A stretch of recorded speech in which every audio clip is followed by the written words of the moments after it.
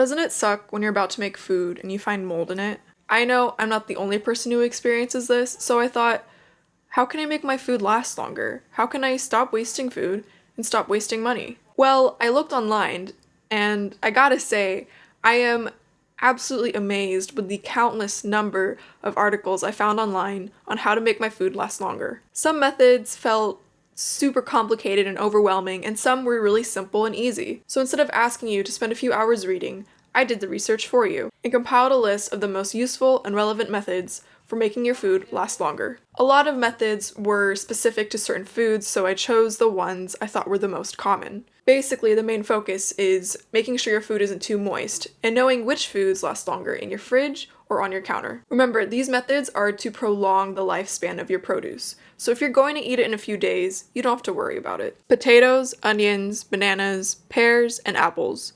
Do not keep them near each other because they release a gas that makes them ripen faster. Keep these out of the sunlight. The back corner of your kitchen will work. I typically get the most greenest bananas at the store so that they last longer. But sometimes I come home and they start to ripen immediately. And so I have to quickly eat all my bananas. So one thing to do is if one of the bananas starts to ripen, separate them from the other bananas so that the gas doesn't speed up the ripening process. Don't put potatoes and sweet potatoes in your fridge. Store potatoes in dark, cool places. If you have shelf space, that would be great. But if not, just make sure it is out of the sunlight. Don't store milk in your fridge door.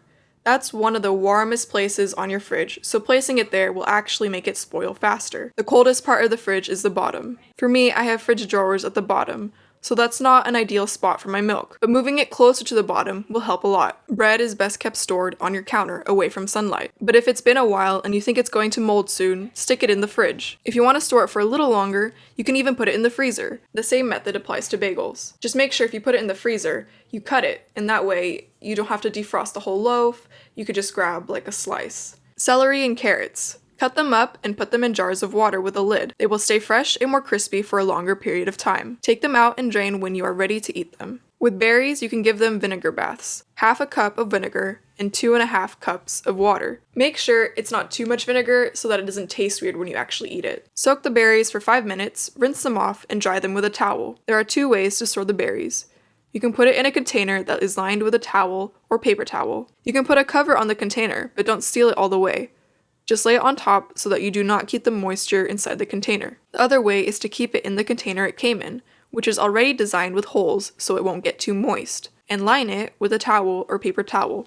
A lot of people have fruit and vegetable drawers, but make sure you do not store them together. The gas I mentioned earlier makes your fruits and vegetables spoil faster, so keep them in separate drawers. Another pro tip is to make sure you don't fill up the drawers to the point where it is completely packed. It reduces the airflow inside the drawers and actually makes the fruit and vegetables spoil faster. Put towels or newspapers in your fridge drawers.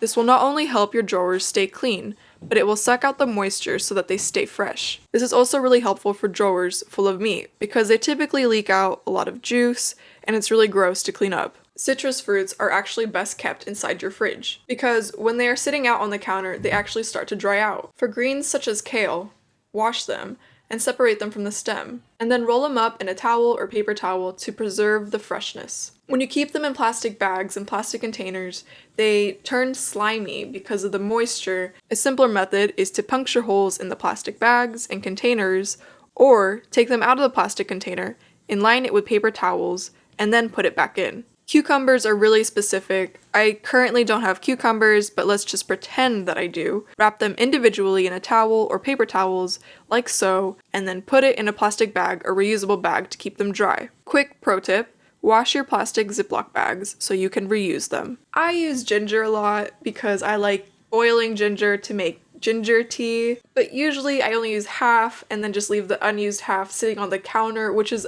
obviously not the ideal way for storing. So when you get your ginger, dry it by patting it down with a towel and then put it in a sealable container. So something with a lid or a reusable bag. And if you cut the ginger, pat the area to get rid of the moisture and put it back in the container. That is all I have for this video. Again, there's so much information online, I couldn't fit it into one video. If you'd like to get free food, check out our Basic Needs resources. We can assist you with your CalFresh application and tell you where to get free groceries, and free meals. Thank you all for watching this video. Consider liking and subscribing if you enjoy watching this content. Have a nice day, everyone.